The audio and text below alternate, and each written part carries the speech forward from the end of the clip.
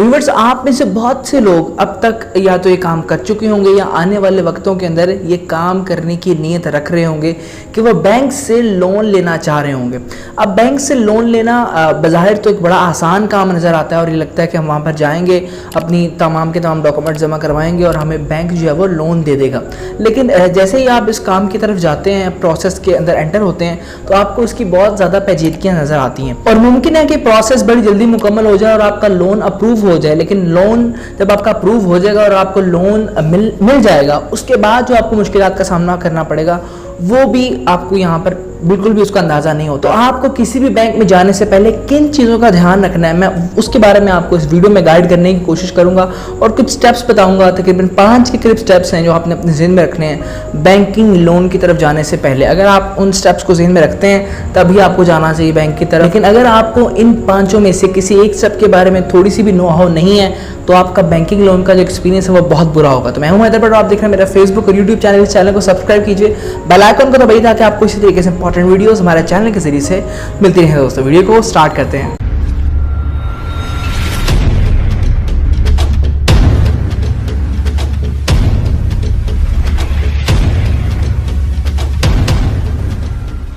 So welcome back.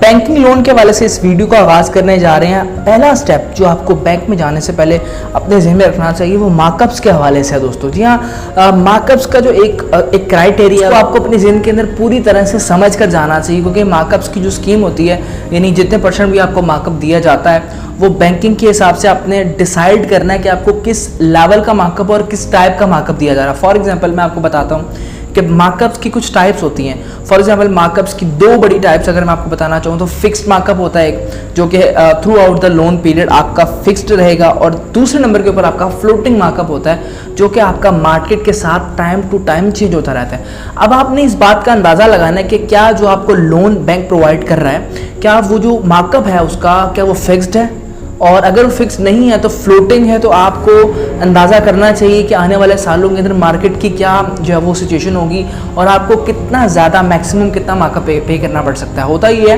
Normally कि हम लोग लोन की तरफ चले जाते हैं, हमारा लोन अप्रूव हो जाता है और हमें जो मार्कअप है वो फॉर एग्जांपल फ्लोटिंग मिल जाता है। मार्केट रेट के मुताबिक में भी वो मार्कअप जो है वो बहुत कम हो।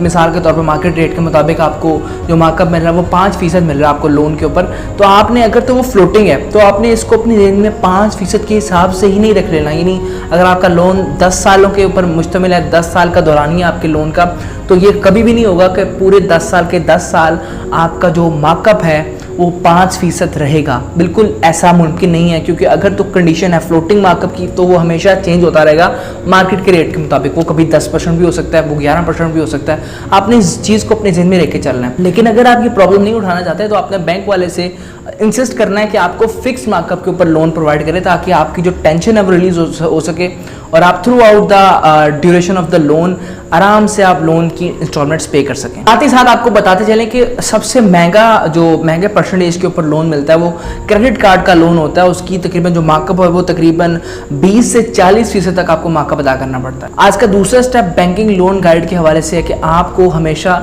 इस बात का भी ध्यान रखना है बैंक के अंदर जाने से पहले कि आपको बैंक के कौन से चार्जेस अदा करने पड़ेंगे through out the period of the loan. यानी बैंक के कुछ ऐसे चार्जेस होते हैं वो नॉर्मली बैंक आपको लोन के वक्त नहीं बताते ताकि कस्टमर उनका ज़ाया ना हो सके, तो बैंक इन चार्जेस को छुपा लेता है। अब जब आप उसके लोन के लिए रजिस्टर हो जाते हैं, अप्रूव हो जाता है आपका लोन, तब आपको जो है वो सारी बातें पता लगती है। मिसाल के तौर पे आपके कौन कौन से चार्जेस हो सकते हैं। एप्लीकेशन फ़ी हो सकती है आपकी कोई इंश्योरेंस फ़ी हो सकती है, आपकी कोई डॉक्यूमेंट फ़ी हो सकती है, आपकी कोई प्रोसेसिंग फ़ी हो सकती है, बेशुमार तरह की फ़ी जो आपको लगाई जा सकती हैं। आपने इन तमाम चीज़ों की डिटेल, तमाम चीज़ों की नो हाउ आपने लोन अप्रूव होने से पहले आपने तमाम की तमाम चीज़ें देख लेनी है कि आपको कंपैरेटिवली कौन सा बैंक अच्छी और बहुत ही चीपेस्ट रेट के ऊपर आपको लोन प्रोवाइड कर रहा है। तीसरा स्टेप जो लोन के हवाले से आपको बताना चाहूँगा, क्रेडिट हिस्ट्री आपकी जो है वो उस पर रिस्क पे चली जाती है, रिस्क ऑफ क्रेडिट हिस्ट्री।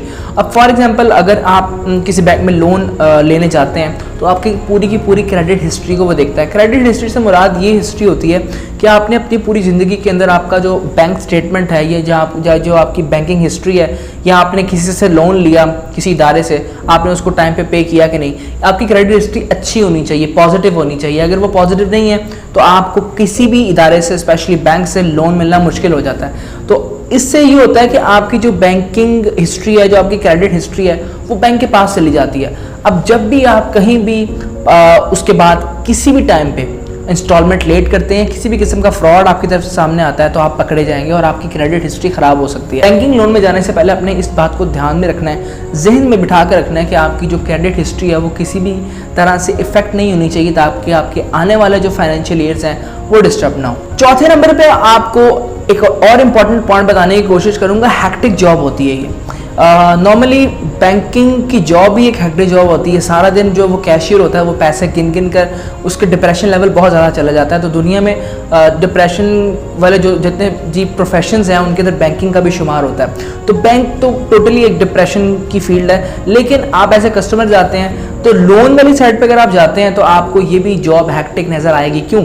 सबसे पहले आपको डिफरेंट किस्म के डॉक्यूमेंट्स वहाँ पे जमा करवाने पड़ेंगे, हर किस्म के डॉक्यूमेंट्स, क्योंकि आपकी आइडेंटिटी को प्रूव करवाना पड़ता है बैंक को। ऑथेंटिक बनाने के लिए तमाम की तमाम चीज़ें आपसे रिक्वायर्ड होती हैं। आपको पूरी की पूरी चीज़ें मुकम्मल करने के बाद ही जो है वो बैंक इस बात की इजाज़त देता है कि इस बंदे को लोन दिया। उसके बाद भी आपने बहुत ज़्यादा चीज़ों का ख्याल रखना होता है कि आपकी तरफ से कोई गलती ना हो, जिसकी वजह से आपकी हिस्ट्री, जैसा कि मैंने आपको पिछले पॉइंट में बताया, कि वो किसी तरह से डैमेज नहीं होनी चाहिए, ताकि आप as a loan as a applicant positive रहें और आने वाले वक्तों के अंदर किसी दूसरे बैंक की तरफ जाते वक्त बिल्कुल भी आपके अंदर हिचकिचाहट ना हो कि आपकी जो बैंकिंग हिस्ट्री है वो ख़राब हो गई, तो आपको लोन मुश्किल से ही मिलेगा। पांचवें नंबर पे आपने जिस चीज़ का ख्याल रखना है दोस्तों, वो इंटरेस्ट बेस्ड बैंकिंग लोन के हवाले से आपने ध्यान रखना है कि आपने हमेशा नॉन कन्वेंशनल प्रोडक्ट्स के ऊपर ही लोन के लिए अप्लाई करना है। कन्वेंशनल प्रोडक्ट की तरफ नहीं जाना, ताकि आप हमेशा सूद से बचे रहें, इस्लामी निज़ाम में रहें और कोशिश करें कि इस्लामी बैंकिंग की तरफ जाएँ, ताकि आप इंटरेस्ट फ्री लोन ले सकें, जिसमें आपको सबसे बड़ा फ़ायदा ये होगा कि आपको उसके ऊपर कोई भी सूद अदा नहीं करना पड़ेगा। जितनी आप रकम लेंगे उतनी रकम आपने वापस बैंक को देनी है। तो नॉन कन्वेंशनल प्रोडक्ट्स के ऊपर आपने फोकस करके रखना है, ताकि आप इस्लामिक बैंकिंग से मुंसलिक रहें। तो ये थे कुछ important points about the banking loan. अगर आप या आपका कोई भी रिश्तेदार फ्यूचर में प्लानिंग कर रहा है बैंक से लोन लेने की, तो उसको ये वीडियो मुकम्मल देखनी चाहिए। आप उसके साथ ये वीडियो शेयर जरूर कर सकते हैं। मैं हूं अदर, आप देख रहे हैं मेरा फेसबुक और यूट्यूब चैनल को सब्सक्राइब कर लीजिए, बेल आइकन को दबाइए, ताकि आपको इसी तरीके से इंपॉर्टेंट वीडियो हमारे चैनल के जरिए से मिलती रहे। तो मिलते हैं किसी नेक्स्ट वीडियो में, तब तक के लिए अल्लाह हाफिज़।